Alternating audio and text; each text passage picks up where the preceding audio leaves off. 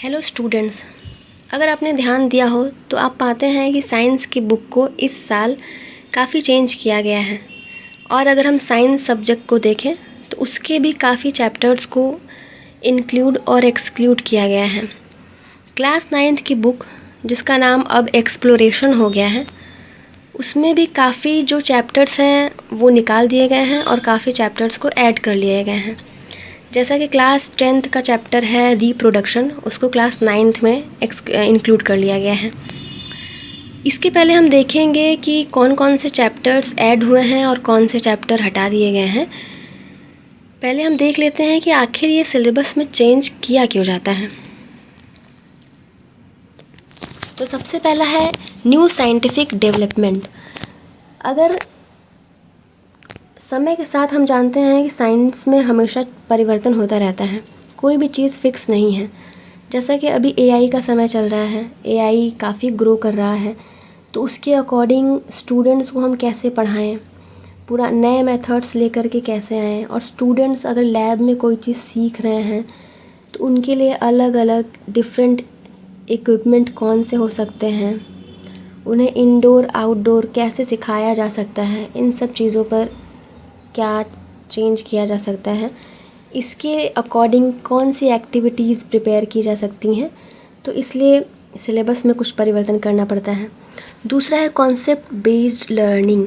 Students को concept oriented चीज़ें सिखानी चाहिए, न कि उन्हें एग्ज़ाम के लिए आप प्रिपेयर कर रहे हो कि उन्हें आंसर राइटिंग ही करनी है। नहीं, आप कम सिखाओ मगर उनके कॉन्सेप्ट को क्लियर रखना इम्पॉर्टेंट है।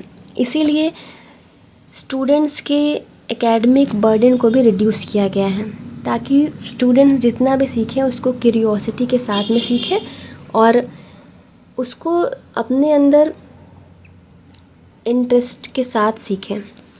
तीसरा है burden learning updated learning priorities.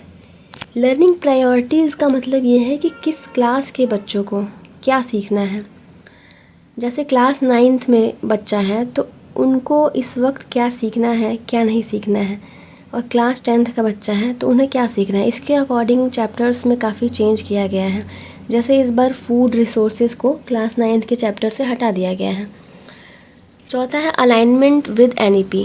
इसका जो बेस है वो एनईपी 2020 के ही अकॉर्डिंग आता है, क्योंकि एनईपी 2020 ने ही रिकमेंड किया था कि आप बच्चों को रोड मेमोराइजेशन से एक्सप्लोरेशन की तरफ लेकर के जाइए।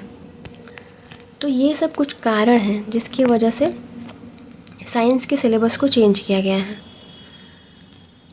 अगर हम चैप्टर्स की बात करें कि कौन से चैप्टर्स को इंक्लूड किया गया है नए बुक में और कौन से चैप्टर्स को एक्सक्लूड किया गया है, तो हम पाते हैं कि जो पहला चैप्टर है ये इंक्लूड किया गया है। इसमें बताया गया है कि exploration entering the world of secondary sciences.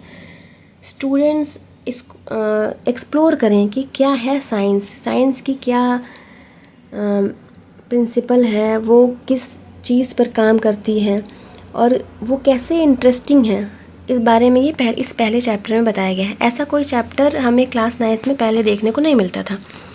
दूसरा चैप्टर है cell the building blocks of life. इसका मतलब है कि हम सेल के बारे में पढ़ेंगे। पहले जो चैप्टर था, इसके पहले जो चैप्टर था उसका नाम था फंडामेंटल यूनिट ऑफ लाइफ।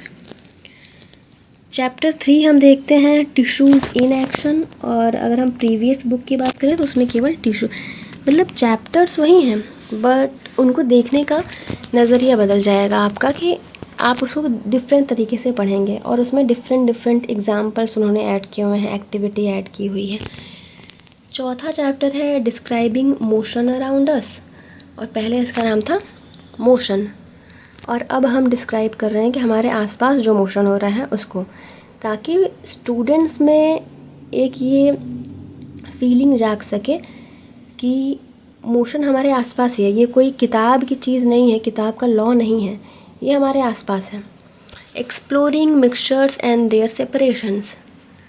पहले हम पाते थे कि is matter around us pure, क्या हमारे आसपास का जो मैटर है वो प्योर है या वो उसमें कुछ मिक्सचर है, किसी चीज़ से मिक्स होकर के बना हुआ है। उसी का नाम इसमें exploring mixtures and their separations रख दिया गया है। चैप्टर 6 है हाउ फोर्सेस अफेक्ट मोशन। जो पहले केवल force and law of motion था, तो अभी फोर्स और मोशन दोनों के डिपेंडेंसी को बताया गया है कि how forces affect motion. 7 chapter है work, energy and simple machines, जैसे पुली। और पहले हम पढ़ते थे वर्क, एनर्जी, इनके प्रिंसिपल्स और सब कुछ। 8th चैप्टर है journey inside the atom. Atom के अंदर की क्या जर्नी है उसको हम देखेंगे। पहले हम देखते थे कि इस एटम, उसका स्ट्रक्चर क्या है, इस चीज़ों पे बात होता था, इन चीज़ों पे बात होता था। फिर है atomic foundations of matter. 10th chapter है sound waves, its characteristics and applications. पहले इसका नाम था साउंड, पहले भी ये था, अभी भी ये है। 11th चैप्टर को इसमें ऐड किया गया है reproduction, how life continues. 12th chapter को भी ऐड किया गया है patterns in life, diversity and classification. 13 chapter को भी ऐड किया गया है जो अर्थ साइंसेस के अंदर आता है, earth as a system, energy, matter and life. इसमें से फूड रिसोर्सेज को हटा दिया गया है। इसका इम्पोर्टेंस उन्हें नहीं लगता है कि क्लास 9th के स्टूडेंट्स को ये अभी पढ़ना चाहिए। इसके अलावा अगर आप देखें तो इसमें नए बुक में फिज़िक्स, केमिस्ट्री, बायोलॉजी, अर्थ साइंसेस, ये जो डिफरेंट टाइप ऑफ नॉलेज हैं जो साइंस के अंदर ही आते हैं, अलग अलग ब्रांचेज में बांट दिया गया है। Physics, chemistry, bio, earth sciences, इन सबको इंटीग्रेट करके क्लास 9th की बुक में ऐड किया गया है ताकि स्टूडेंट्स हर चीज़ को कनेक्ट करके पढ़ पाएँ।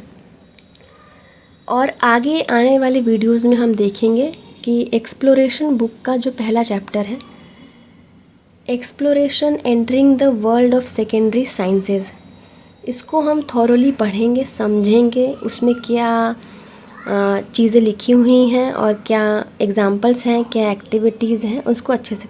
Thank you, keep learning, be polite.